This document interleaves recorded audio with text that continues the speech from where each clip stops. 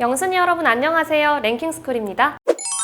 한때 대한민국은 아직도 재활용 후진국이라는 기사가 발표되며 논란이 일었었죠. 플라스틱 쓰레기에 기저귀나 국물 등 재활용이 불가능한 품목들이 발견되며 재활용 선진국으로 거듭나려면 아직 갈 길이 멀다는 기조였는데요. 하지만 조금만 생각해봐도 어딘가 이상합니다. 우리나라는 정부 지침에 따라 분리수거 품목과 배출 방법이 체계적으로 잘 정리돼 있고 국민들 사이에서도 재활용은 당연히 해야 하는 것이라는 인식이 보편적으로 자리 잡았을 정도로 재활용 우등생 타이틀을 굳건히 유지하고 있던 나라 아니었나요? 게다가 관련 통계를 살펴보더라도 한국의 재활용 수거율은 무려 59%, 독일에 이어 세계 2위에 오를 정도로 높은 수준을 보여주고 있죠. 다시 기사 내용으로 되돌아가 찬찬히 살펴보면 기사에서 말하는 저조한 재활용률 수치는 재활용 수거율 자체가 아닌 실제로 재활용되는 비율을 가리키는 수치라는 걸 알 수 있습니다. 그러니까 페트병의 라벨을 떼지 않았거나 잘못된 폐기 방법으로 인해 나타난 수치였던 건데요. 실제로 우리나라는 전 세계적으로 볼 때도 재활용률이 매우 높을 뿐만 아니라 최근에는 기업들도 동참해 재활용률을 끌어올리기 위한 노력을 기울이고 있어 대한민국은 재활용 후진국이라는 말은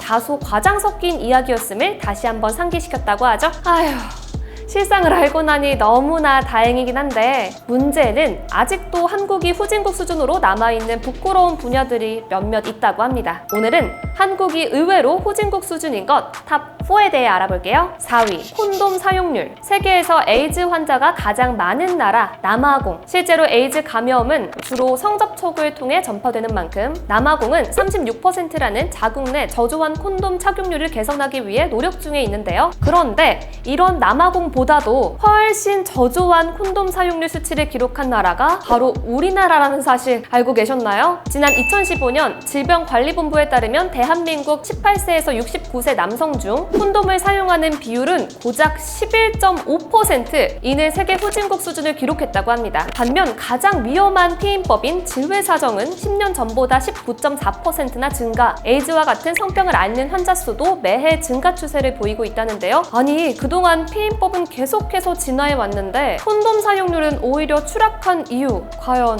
뭘까요? 이에 전문가들은 한국이 성적 개방화가 상당히 이루어졌음에도 불구하고 여전히 콘돔 사용만큼은 터부시하는 문화가 남아있다는 점을 지적하고 있습니다. 실제로 얼마 전 미성년자에게 콘돔을 판매했던 직원이 경찰을 대동하고 나타난 학부모로부터 느닷없이 항의를 받았던 사례가 이런 사회 인식을 여실히 보여주기도 했는데요. 이뿐만 아니라 학교 현장에서 가르치는 성교육 내용이 성에 대한 청소년의 실제 눈높이를 따라가지 못하거나 형식적인 수준에 그치는 등 피임법에 대한 잘못된 인식을 부추기고 있다는 지적 역시 끊이질 않고 있죠. 특히 이는 성관계 도중 콘돔을 제거하는 이른바 스텔싱 행위까지 중대 성범죄로 규정하고 있을 정도로 콘돔 사용의 중요성이 일반화되어 있는 해외 선진국과 비교하면 매우 대조적인 현상인데요. 그 결과 대한민국은 최근 OECD 국가 중 낙태율 1위를 기록하는 등 낙태공화국이라는 오명까지 떠안게 되었죠. 심지어 파생된 문제는 여기서 그치지 않았습니다. 2017년 성벽에 감염된 신규 환자의 75%가 20대에서 40대로 나타나는가 하면 전문가들 사이에서 후진국병으로 알려진 분지름에 감염된 젊은 환자들도 날로 늘고 있기 때문 이 모든 게 콘돔으로 예방이 가능하지만 사용률이 저조해서 나타난 문제라고 볼 수 있는데요. 원치 않는 임신과 성병으로부터 가장 효과적인 보호책이 바로 콘돔인 만큼 콘돔은 성인용품이라는 인식부터 개선하고 청소년 성교육 역시 적절히 이루어져서 대한민국이 낙태공화국이라는 오명을 벗을 수 있는 그날이 하루빨리 왔으면 좋겠네요. 3위, 피의자 신상 공개. 얼마 전 한 유튜버가 모자이크 처리되어 언론에 보도된 부산 돌려차기 사건의 가해자 신상을 공개한 사건을 계기로 피의자 신상 공개 제도의 허점을 보완해야 한다라는 목소리가 제기된 바 있죠. 당시 많은 이들이 수사기관과 언론에 답답함과 분노를 쏟아내는 한편 피의자의 신상 공개 제도에 대한 필요성을 또 한 번 강조했던 사례인데요. 그리고 실제로 해외 선진국들과 비교해보면 우리나라의 피의자 신상 공개 제도는 뒤떨어져도 한참 뒤떨어진 수준이라고 합니다. 많은 선진국들의 경우 피의자의 신상 공개 제한 규정을 아예 두지 않고 있는데요. 미국은 피의자가 되면 범죄 종료와 관계없이 얼굴 사진을 모두 공개하고 있고, 가까운 일본 역시 피의자의 얼굴과 이름, 나이, 주소까지 제한 없이 공개하는 등 오직 피해가 중대한 경우에만 한해 신상을 공개하는 우리나라와는 전혀 다른 행보를 보여주고 있기 때문이죠. 아니, 다른 선진국들은 모두 입건 단계에서부터나 혐의 관계 없이 피의자의 신상을 무제한 공개하고 있는데 왜 우리나라만큼은 피의자의 신상 공개를 이토록 꺼리고 있는 걸까요? 사실 1990년대까지만 하더라도 우리나라에서도 피해자의 실명과 사진은 물론이고 출신 학교와 집 주소까지도 가감없이 보도하던 시절이 있었습니다. 이런 분위기가 180도 바뀐 건 1998년 있었던 대법원 판결 이후였는데요. 당시 대법원은 사람의 명예를 실추하게 하는 정보를 유포한 자에게 민사는 물론이고 형사적 책임까지 따져 물을 수 있게 하는 이른바 사실적시 명예훼손죄 관련 법령을 제시하며 범죄자가 신상을 공개한 언론사에 손해배상을 청구할 수 있도록 하는 판결을 내렸다고 합니다. 그리고 이때부터 각 언론사는 피해자와 가해자가 명백하게 드러난 사건에 조차 경찰청을 통해 공개된 사진이나 실명 등 극히 제한적인 정보만을 공개하게 되었다고 하는데요. 게다가 이마저도 피의자에게 공개 범위를 제한할 수 있는 권한이 있어 체포 당시 촬영한 사진을 일컫는 이른바 머그샷의 경우 피의자가 거부하면 아예 공개할 도리조차 없는 탓에 피해자의 인권보다 범죄자의 인권이 더 중시받는 거 아니냐라는 비난 여론이 날로 커질 수밖에 없었다고 하죠. 불행 중 다행히도 최근 들어 피의자 신상 공개에 대한 목소리가 점차 커지며 정부 차원에서도 피고인 신분이라도 신상 공개가 가능하게 하는 방안을 검토하거나 피해자의 동의 없이도 머그샷을 공개할 수 있도록 법안 개정을 추진하는 등 신상 공개 확대를 둘러싼 대책 마련을 고안 중에 있는 만큼 얼른 실효성 있는 대책이 마련되었으면 좋겠습니다.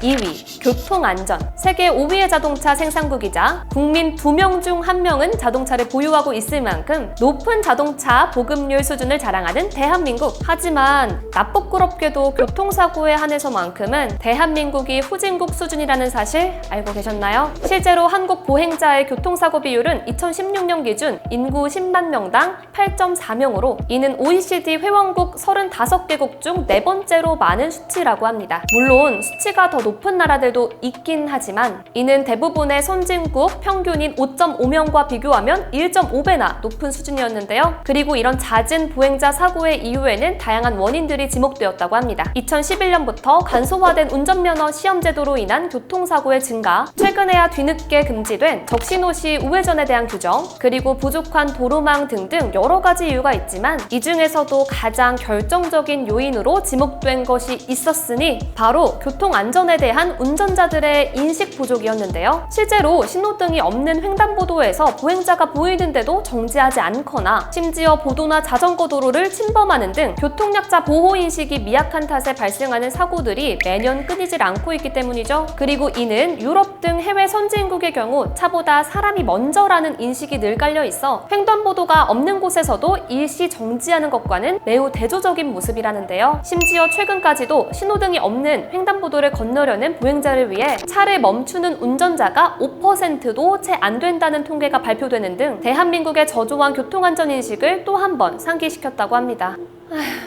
물론 일각에서는 진짜 후진국으로 평가되는 나라를 다녀오면 한국이 괜찮은 수준이라는 걸 느낀다는 의견 역시 적지 않고 최근에는 교통문화 수준의 바로미터가 되는 교통사고 관련 사망자 수가 5년간 약 30% 정도 감소하는 등 교통문화는 조금씩 좋아지고 있다는 긍정적인 소식이 들려오기도 했었죠. 하지만 보행자 사고 비율은 여전히 눈에 띄는 감소세를 보이지 않고 있고 운전 관련 교육이라던가 교통문화 수준 개선이 필요한 부분들 역시 남아있는 만큼 교통 안전을 보장할 수 있는 제반제도의 마련이 시급해 보이는데요. 또 운전자의 입장에서는 차에서 내리면 누구나 보행자라는 사실을 무엇보다 명심해야 할 것 같습니다. 1위, 행복지수. 세계 10위의 경제대국으로 부상하면서 선진국 반열에 올라선 한국. 이런 한국이 최근 가짜 선진국이라는 오명을 받게 된 일이 있었죠. 바로 인간의 행복과 삶의 질을 측정하는 지표에서 한국이 후진국 수준을 기록했기 때문입니다. 실제로 2018년에서 2020년 우리나라의 국가 행복지수는 10점 만점에 5.85점. OECD 회원국 37개 나라 중에서 35위로 최하위 수준에 그쳤는데요. 심지어 이뿐만 아니라 OECD 국가 중 자살률 1위에 이름을 올리기도 했습니다.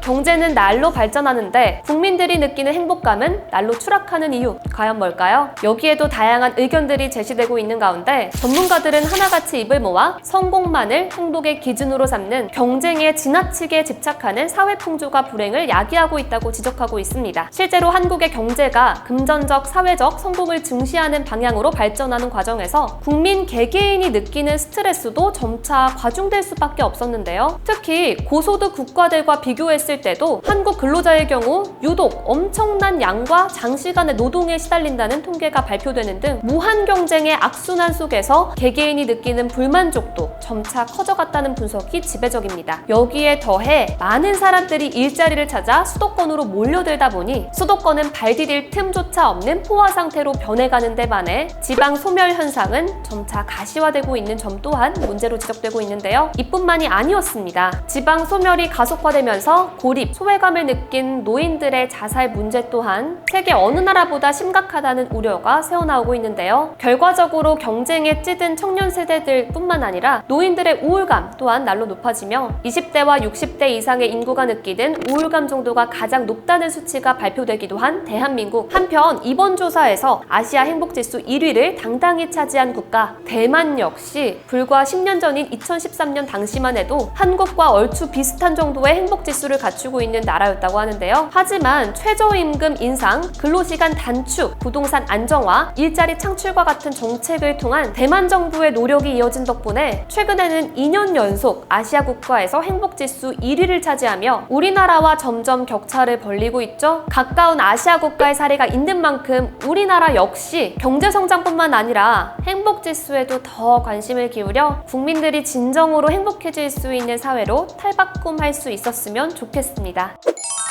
침략과 전쟁으로 인한 국토의 황폐화와 분단의 아픔, 살아남기 위해 유엔의 원조를 받아야 했던 아픈 과거들을 딛고 어느새 선진국 반열에 우뚝 올라선 한국. 세계 역사상 유례를 찾아볼 수도 없는 고도의 압축 성장을 겪으며 그만큼 성장통 역시 심각하게 나타나고 있는 모습들인데요. 그러나 위기가 닥칠 때마다 이를 끝끝내 극복해 왔던 것처럼 현재 우리가 겪고 있는 어려움들도 부디 슬기롭게 잘 대처해 나갈 수 있다면 좋겠습니다. 지금까지 랭킹스쿨이었습니다. 감사합니다.